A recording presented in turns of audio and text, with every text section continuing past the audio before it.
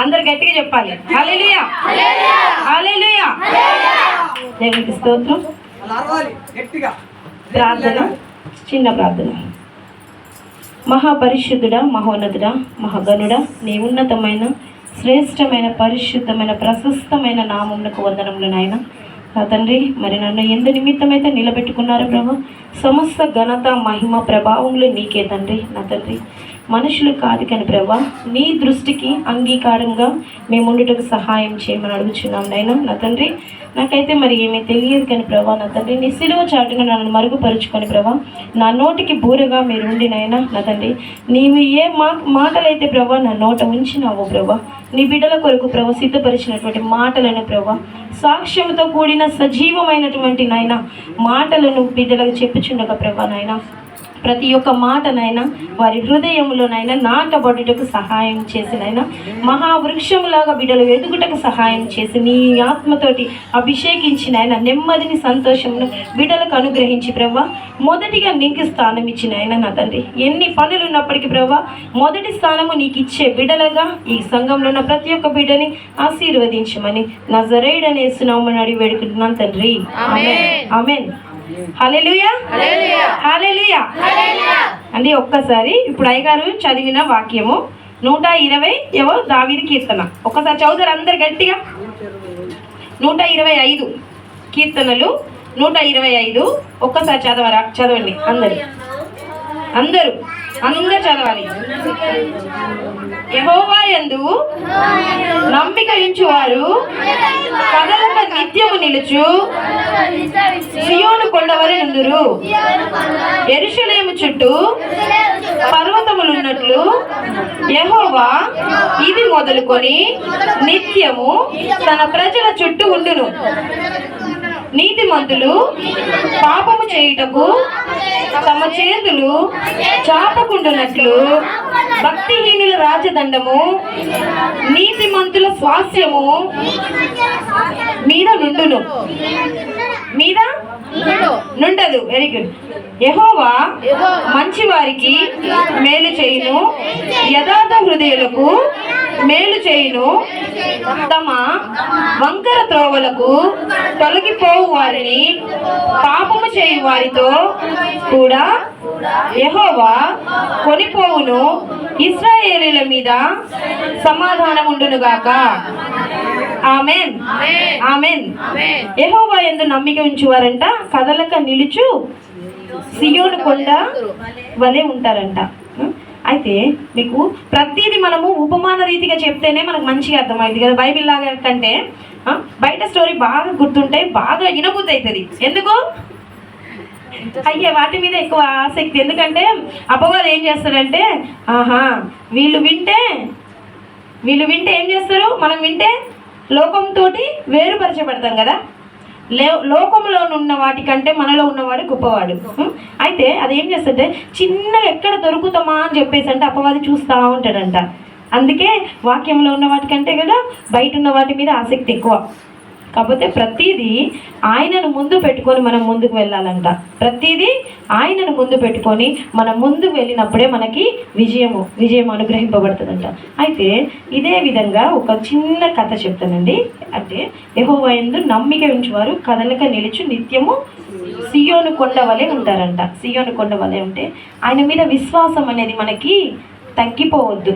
ఆయన మీద విశ్వాసం అనేది తగ్గిపోవద్దంట. మనకి ఏంటంటే చాలా శోధనలు కదా మనకి. ఎవరికి అమ్మా శోధన లేని వాళ్ళు ఉన్నారా? కష్టం లేని వాళ్ళు ఉన్నారా? అన్ని కష్టం ఉన్నప్పుడే మనం దేవుడికి దగ్గరకు వస్తామంట. ఎప్పుడు ఎంత మనము బలహీనులుగా ఉంటామో అప్పుడే మనము బలపరచబడతామంట. ఎట్లా? అప్పుడే మనకి దేవుడు గుర్తొస్తాడు. అప్పుడే దేవుడి దగ్గరికి వెళ్తాం మనం. ప్రభువా అనేది ఎప్పుడు విరిగి నలిగి ఉన్నప్పుడే మనం ఏమవుతాం? నల్లగా కొట్టబడ్డప్పుడే మనము సువర్ణంలాగా మారుతామంట. శ్రమ రావడం కూడా మనకి మంచిదే. శ్రమ వస్తేనే ప్రభువుకి మనము దగ్గరగా ఉంటామంట. ఆ శ్రమ అనేది లేకపోతే మనము ఆయనకి దగ్గర ఉండము. లోకము ఎంత గర్జించు సింహం వలె అంట అపవాది తిరుగుతున్నాడంట మన చుట్టూ. ఎందుకంటే ఆయనకు తెలుసు వాళ్ళు అన్యులు ఎలాగూ ఆయన బిడ్డలే, కాకపోతే మనము దేవుని బిడ్డలము, ఏమవుతుందో మన చుట్టే దాని యొక్క ప్రభావం ఉంటుంది. చిన్న విశ్వాసాన్ని సడలింప చేయడానికి చిన్న చిన్న చిక్కులు పెట్టు సమస్యలంట, చిన్న చిన్న సమస్యలే. అవి ఏమనుకుంటే ఇప్పుడు మొన్న ఒక పాస్టర్ గారు చెప్పారు, వాక్యం చెప్తుంటేనంట చిన్న చిన్నయే ఏంటంటే, పిల్లల్ని పడుకున్నారనుకోండి, మనం అంటాం 9 అవుతుంది లే అంటాం కదా, అబద్ధం అంట. ఏం అబద్ధం ఆడతామంట? చిన్న అబద్ధమే. ఏంటా చిన్న అబద్ధము? పడుకుంటే, పిల్లలు పడుకుంటే లేవండి, ఎంత అయింది? 9 అయింది. 9 అప్పుడు 9 కాదంట, టైం ఎంత అవుతుంది?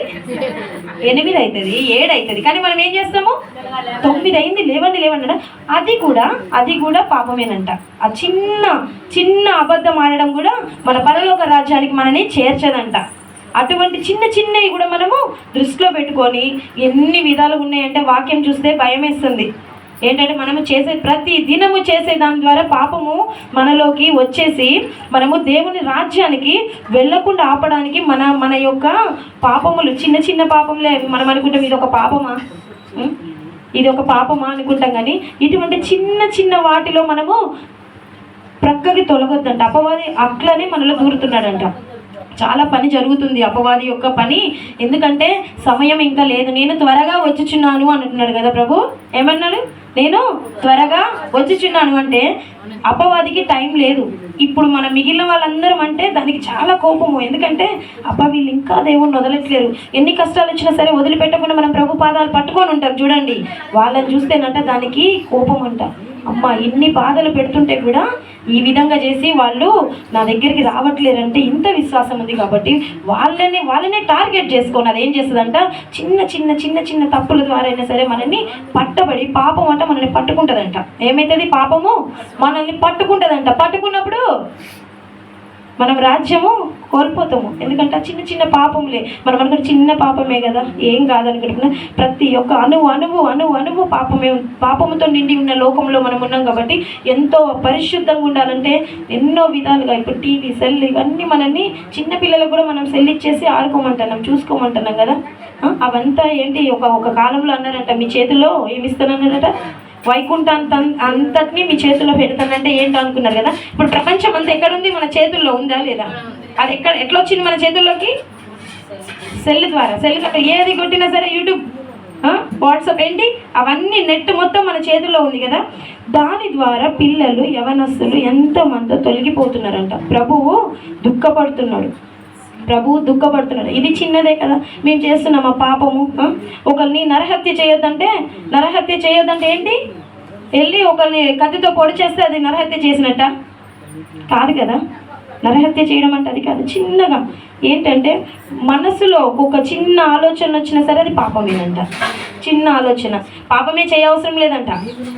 హృదయంలోకి ఆలోచన వచ్చినా సరే అది పాపమేనంట. నేను ప్రిపేర్ అయిన సబ్జెక్ట్ ఇది కాదు. మరి నాకు ప్రభు ఎందుకు ఇది మాట్లాడుతున్నాడో నాకైతే తెలియట్లేదు. నేను ప్రొద్దుటి నుంచి ప్రిపేర్ అయ్యా. నేను ఈరోజు వాక్యం చెప్పాలి అని అంటే నేను ప్రిపేర్ అయింది ఒకటి. మరి ప్రభు ఎందుకు ఈ విషయాలు మాట్లాడుతున్నాడు? ఎందుకంటే మనం నిలబడే వరకే మనమంట, నిలబడిన తర్వాత ఎవరు వాడుకుంటారు మనల్ని?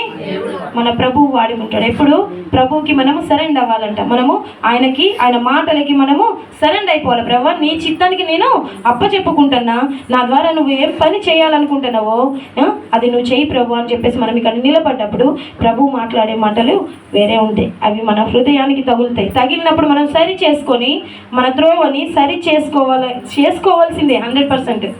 ఇంకా నువ్వు పాపంలోనే ఉంటే, ఇంకా నువ్వు అదే విధంగా ఉంటే, నీ జీవితం మార్చుకోలేకపోతే అది ప్రభువు చిత్తం కాదు. ప్రభు ఎన్నో మార్లు మనల్ని తడుతూ ఉంటాడంట.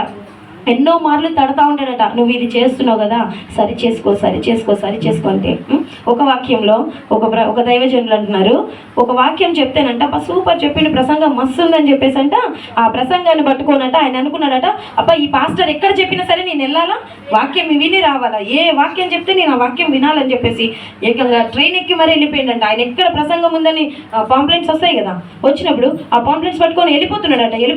ఎక్కడికి పోయినా సరే ఒకటే వాక్యం చెప్తున్నాడట. ఆయన ఏం చెప్తున్నాడట?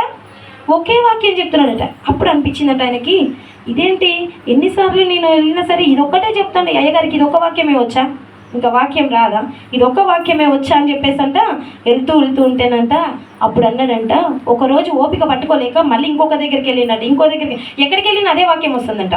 అయితే అప్పుడు ఆయన అన్నారంట, కోపం తట్టుకోలేక దైవజనుడు అంత ప్రసంగం అయిపోయాక అయ్యగారి దగ్గరికి వెళ్ళినట్టు, వెళ్ళేసి అడిగిందంట, అయ్యా నువ్వు బాగా చెప్తున్నావని ఒకరోజు విన్నా, అరే చాలా బాగా చెప్తున్నావు అని చెప్పేసి విన్నా, అదే వాక్యం కోసం నువ్వు ఎక్కడ చెప్తే అక్కడ వాక్యం విందామని వెళ్తుంటే అదే వాక్యం చెప్తున్నావేంటయ్యా, నీకు ఇది ఒకటే వస్తుందా రాదంటే, అప్పుడు ఆ దైవజనుడు అన్నాడంట, నేను ప్రిపేర్ అయింది ఒక వాక్యము, ఎక్కడికి వెళ్ళినా సరే నన్ను ప్రభు ఇదే చెప్పమంటున్నాడంటే ఇప్పుడు నాకు అర్థమైంది, ఎన్నిసార్లు చెప్పినా నువ్వు వినట్లేవు, ఆయన వాక్యం చెప్తున్నాడు, ఆ వాక్యానుసారంగా నువ్వు నడవట్లేవు కాబట్టి రిపీట్ చేస్తున్నాడు నీకు, ఎన్నిసార్లు అంటే అన్నిసార్లు అదే వాక్యాన్ని నీకు రిపీట్ చేస్తున్నాడు అంటే అది నేను నీ ఒక్కడి కోసమే ఈ వాక్యం ప్రచురింపబడుతుంది, ఎంత దూరం పోయినా సరే నేను ఈ వాక్యమే చెప్తున్నాడంటే నీ ఒక్కడి గురించేనేమో, ఒక్క ఆత్మనైనా రక్షించాలి కదా, ఒక్క ఆత్మ అంట రక్షింపబడితేనంట పరలోక రాజ్యంలో పండగ చేసుకుంటారంట పరలోక రాజ్యంలో, ఒక్క ఆత్మ ఇక్కడ రక్షింపబడాలంటే. ఒక్క ఆత్మ కోసము ఎన్ని చోట్ల ప్రసంగాలు జరిగినా సరే ఆ దైవజనుడు అదే వాక్యం చెప్తున్నాడంటే ఎన్నిసార్లు చెప్పినా సరే మాట వినకపోతే ఏమైంది తెలుసా, ఎన్నిసార్లు మాట చెప్పినా వినకపోతే చెప్పచ్చో లేదో హఠాత్ మరణం అంట. ఏంటి హఠాత్ మరణం, ఎందుకంటే టైం లేదు. ఇప్పుడంట దైవజనుల ప్రసంగాలలో ఏం చెప్తున్నారంటే ప్రవక్తలు వాళ్ళకి అన్నీ ప్రభు చూపిస్తూ ఉంటాడు, ఎందుకంటే మనలాగా ఒక 5 నిమిషాలు 10 నిమిషాలు పావు గంట అరగంట ప్రార్థనలు కాదు వాళ్ళు, దీర్ఘకాలిక ప్రార్థనలు, మోకాళ్ళు వేస్తా 4 గంటలు 5 గంటల దాకా వాళ్ళు బయటికి రారు, ప్రార్థనలోనే ఉంటారు. అటువంటి వాళ్ళకి దేవుడు ఏం చేస్తాడంటే ప్రతి ఒక్కటట వాళ్ళ బిడ్డలకి చెప్పకుండా ప్రభు ఏ పని చేయడంట, ఏ పని జరిగినా ఎక్కడ సునామీ వచ్చినా ఎక్కడ ఏదైనా సరే అంట ఆయన బిడ్డలకి చెప్పకుండా అంట ప్రభు ఆ పని చేయడంట. ఆ విధంగా ప్రతి ఒక్క పని చెప్పినప్పుడు యవ్వన బిడ్డల మీదంట ఈ సంవత్సరము యవ్వన బిడ్డలంట పిట్టలు రాలిపోయినట్టు రాలిపోతారంట. ఎట్లా రాలిపోతారంట, పిట్టలు రాలిపోయినట్టు రాలిపోతారని చెప్పేసి ప్రవచనం వచ్చింది. మన యవ్వన బిడ్డల కోసము ప్రతి ఒక్క తల్లి మన యవ్వన బిడ్డల కోసము ప్రార్థన చేయాలంటే, ఎట్లంటే అంటే వాక్యంలో చెప్పకుండా చెప్తున్నానని ఏమనుకోవద్దు, అది ప్రతి ఒక్కటి వాక్యం నుంచి సంధింపబడే వస్తుంది ప్రతి ఒక్క మాట. ఓకే, అయితే తల్లి అంట బిడ్డని ఎన్ని నెలలు మోస్తుంది కడుపులో, 9 నెలలు 10 నెలలు కదా. అయితే 9 నెలలు ప్రసవ వేదన పడుతుంది కదా తర్వాత. అయితేనంట ప్రభువు ఏమంటున్నారంటే మనమంట పిల్లల కోసము 9 నెలలు 10 నెలలు ప్రసవ వేదన కాదు, మనము జీవించినంత కాలము మన బిడ్డల విషయంలో ప్రసవ వేదన పడుతూ వారి కోసం ప్రార్థన చేస్తేనే అప్పుడే ఒక జాన్ వెస్లీ ఈ విధంగా ప్రవక్తలు బయలుదేరుతారట. అటువంటి ప్రార్థన ప్రతి ఒక్క తల్లికి ఉండాలి. ఒక్క సంవత్సరం కాదు, ఒక్క 9 నెలలు కాదు, మనం ఎప్పుడు మన బిడ్డల కోసము మనకి ప్రభువు బిడ్డలు ఇచ్చినాడు కాబట్టి వాళ్ళని ఏం చేయాలి, ప్రభువు కోసం పెంచడానికి ప్రయత్నం చేయాలి. అది మన చేతుల్లో ఉన్న పనిముట్టు. 10 సంవత్సరాలు కాదు 20 సంవత్సరాలు మన బిడ్డలు మన చేతుల్లో ఉంటారు.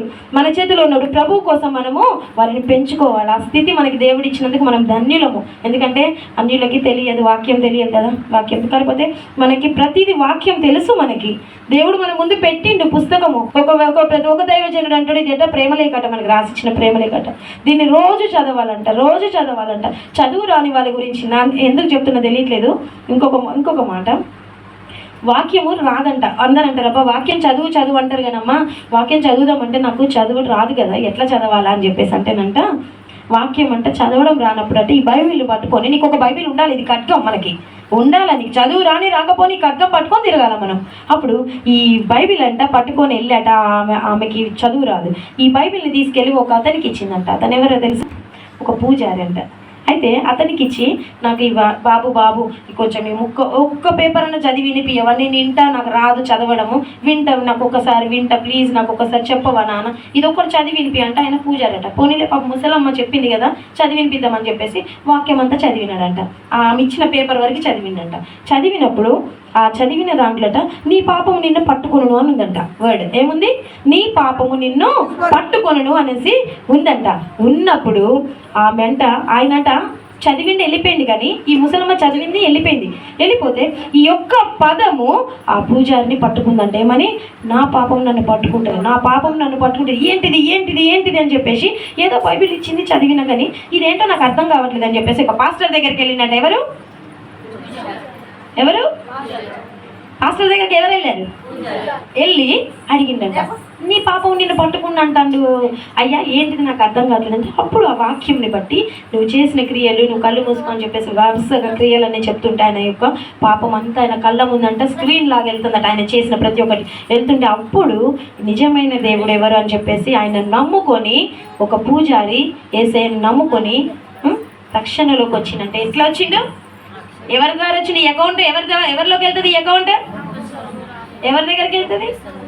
ఆ ముసలమ్మ చదువు రాదని బైబిల్ ఇచ్చి చదివిస్తే ఆ పేపర్ చదివిన ఆ వ్యక్తి ఏమైనాడు? మారు మనసు. ఎందుకంటే ఇది సజీవమైనది, జీవమైన మాటలే ఉన్నాయి ఇందులో. ఇవన్నీ జీవమైన మాటలు. ప్రతి ఒక్కొక్క పాయింట్ మనం చదవడానికి ఎంతో ఉండాలి. అసలు ఒక సంవత్సరంలో మీ సండే స్కూల్ బిడ్డలకి నేను చెప్పాను, మేరీ జోన్స్ అనే అమ్మాయి బైబిల్ కావాలని ఒకరు చదివేదంట, ఒకటే ఉండేదట ఆ ఊర్లో బైబిల్. అది తెరిచి చదవాలంటే మనకి ఎప్పుడెప్పుడు మనకి ఆరాధనలు ఆదివారం ఉంటుంది కదా, అట్లనే అక్కడ కూడా ఆదివారం 1-2 గంటలు ఉండేదంట. ఆ 2 గంటలలో ఏ వాక్యం వస్తే ఆ వాక్యం తీసి చదవడం